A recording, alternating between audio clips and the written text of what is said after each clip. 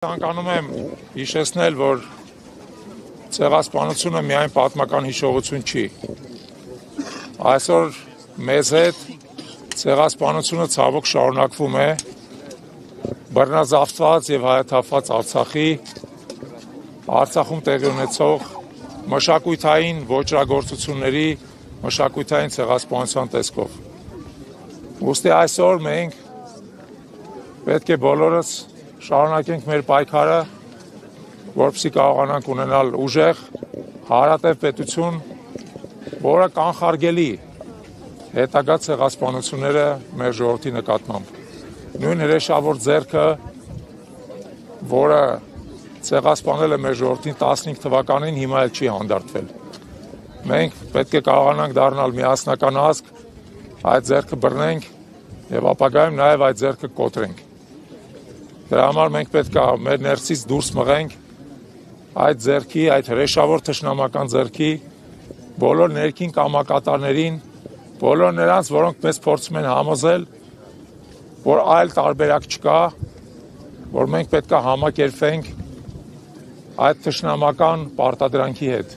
Այդ թշնամական պարտադրանքի հետ մենք չենք համակերպվելու։ Մենք դառնալու ենք ուժեղ եւ հարատև պետություն եւ թշնամուն դուրս ենք մղելու մեր հայրենիքից։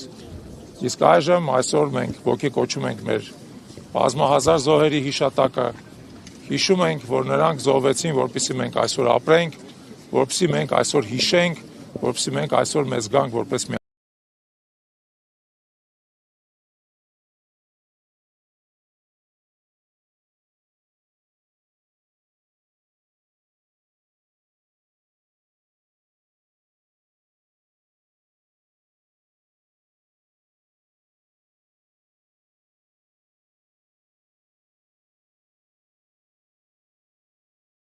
միասնական։ Պիտի մեջ նշել է, որ անընդունելի են արդարության վերականգնման կոչերը եւ դրանք միայն պատերազմի կարող են տանել։ Ես կարծում եմ, որ անընդունելի է Նիկոլ Փաշինյանը իր ամբողջ էությամբ, անընդունելի է ցանկացած խոսք, որ նրանից հնչում է, անընդունելի է մեր ժողովրդի կամքը կոտրելու նրա ցանկացած դրսևորում։ Եվ ես հույս ունեմ, որ մեր ժողովուրդը ըստ արժանավույնս կգնահատի այն մարդուն, որը բազմելով իշխանության գահին փորձում է կոտրել մեր ժողովրդի ոգին, փորձում է կոտրել նրա ողնաշարը, փորձում է կոտրել նրա պայքարի ուժը։ Մենք այդպիսի ղեկավարից պետք է ազատվենք։ Հնարավորին չափ շուտ դիմաց ընտրությունները, ես կարծում եմ դա լավագույն հնարավորությունն է բոլորիս համար։ Պարոն Չալաբյան, ջահելավերթը տեղի ունեցավ, որի ընթացքում ավանդաբար Թուրքիայի դրոշայրվեց քաղաքացիական պայմանագիրը Նիկոլ Փաշինյանի գլխավորությամբ դատապարտեցին այդ գործողությունները, ինչպես է բնութագրում այս դատապարտող հայտարարությունները նրանց։ Ես կարծում եմ, որ դա եւս մեկ մեր ժողովրդի պայքարի ոգին թուլացնող գործողություն է։ Բոլորը նույն տրամաբանությամբ մենք ունենք թշնամու կամակատար բազմաց հանրապետության հրապարակում, որ ինչպես արդեցի փորձում է կոտրել մեր ժողովրդի պայքարի ոգին։ Դա նրան չի հաջողվելու, վկան եւ այդ ջահերով երթն է եւ տասնյակ հազարավոր մեր հայրենակիցների լուր ուխտագնացությունը, որը իր մեջ հատուցման պահանջ է կրում։ Բնականաբար այս ամեն ինչը չի դադարելու,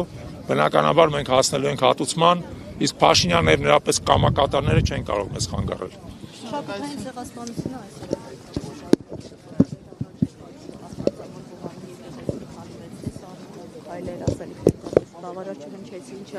Ես կարծում եմ, որ պետության, ավելի շուտ իշխանության, ոչ միայն լռությունը, բացարձակ կամակատար թուլամորթությունը եւս մեկ վկայություն է նրա, որ իդեմս քաղաքացիական պայմանագրի եւ նրա տարբեր տեսակ արբանյակների մենք այսօր Հայաստանում հայկական պետություն չունենք հայկական իշխանություն։ Եվ մենք պետք է փոխենք այդ իրավիճակը, բայց մենք դրան չենք սպասելու։ Հայակվեն զբաղվելու են նրանով, որ բոլոր պատկանացաններում դա կլինի արդարադատության միջազգային դատարանը, որը այդ կապակցությամբ 2023 թվականի նոյեմբերի 17-ին ունի ընդունված հստակ որոշում, որ Ադրբեջանին պարտադրում է պահպանել հայկական մշակութային ժառանգությունը։ Կլինի դա ՅՈՒՆԵՍԿՕ-ն, որը պարտավոր է զբաղվել ամբողջ աշխարհով մշակութային ժառանգության պահպանությամբ։ Կլինի դա Եվրոպական խորհրդարանը, բոլոր այդ մարմիններին մենք դիմելու ենք, նրանց ուշադրությունն ենք հրավիրելու նրա վրա, որ Ադրբեջանը, նրա բռնատիրական իշխանությունը անթաքույց զբաղվում է հայկական մշակութային ժառանգության ոչնչացմամբ։ Եվ եթե նույնիսկ այսօրվա հայկական իշխանությունը, որը անմիջական պարտավորություն ունի դրան հակազդել, դրան չի հակազդում, դա չի նշանակում, որ հայ ժողովուրդը տեր չի կանգնելու իր մշակութային եւ պատմական ժառանգությանը, դա չի նշանակում, որ մենք որպես հայ ժողովրդի ներկայացուցիչներ չենք զբաղվելու այդ ժառանգության պաշտպանությամբ եւ ի վերջո այդ ժառանգության վերականգնմամբ։ Ես համոզված եմ, որ կգա այն օրը, երբ մենք Ստեփանակերտի կենտրոնում կվերականգնենք Աստվածածնի Հովանու մայր տաճարը։ Այդ օրը գալու է, մենք այդ օրվանը հասնելու ենք։